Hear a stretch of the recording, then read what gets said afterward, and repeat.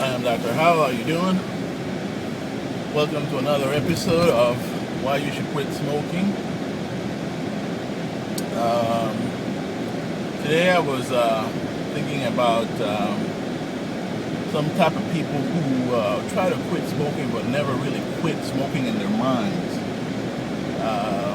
They look at smoking as a pause between they look at quitting as really as a pause between their smoking. They're always quitting, but looking back and regretting their quit. So I want to teach, or I want to encourage you to not quit and regret. That's what I want to call this today. I want you to look at quitting as a joyful thing, not something that you will regret. I want you to be quitting and then looking back like if it's some lost cousin or some family member or dear friend that you lost. You have to quit as if it's the best thing that ever happened to you. You just feel that joy increasing in your heart of the fact that you're finally free from nicotine and tobacco, and your life is going to be so much fuller and richer. And all the things that you'll be able to do, all the money you'll be able to save, and all the positive things that come from, you'll be able to breathe again, all the positive things that come from smoking. Those are the things that you got to focus on and look towards. So I started thinking about smoking as being stuck on an island, and that visual made me remember Gilligan Island. And on Gilligan Island, I don't know if you remember that sitcom. It was set in the 60s, but there have been a lot of reruns of it, and I saw the reruns because I wasn't really alive when it was running originally, but I saw the reruns of it and loved it. But did you know that Gilligan Islands, the original sponsors of the show, was Philip and Morris Tobacco Company?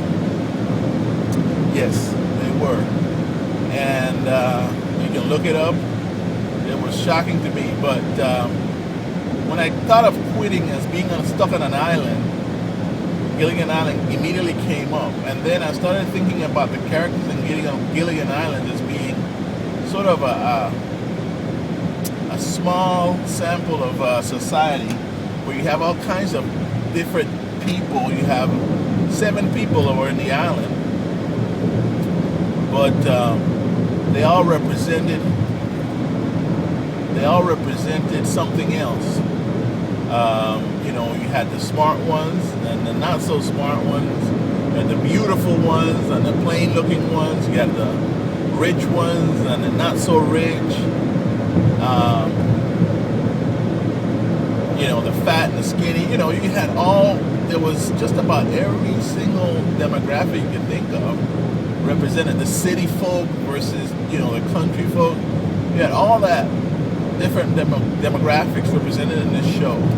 But they all had one thing in common. They were stuck on smoking.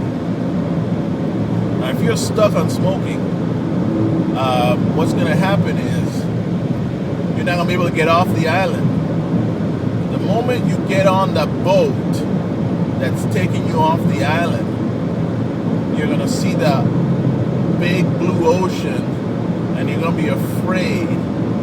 And the further you go and get away from it, you're going to be looking back to the island and wanting to come back because it represented safety for you.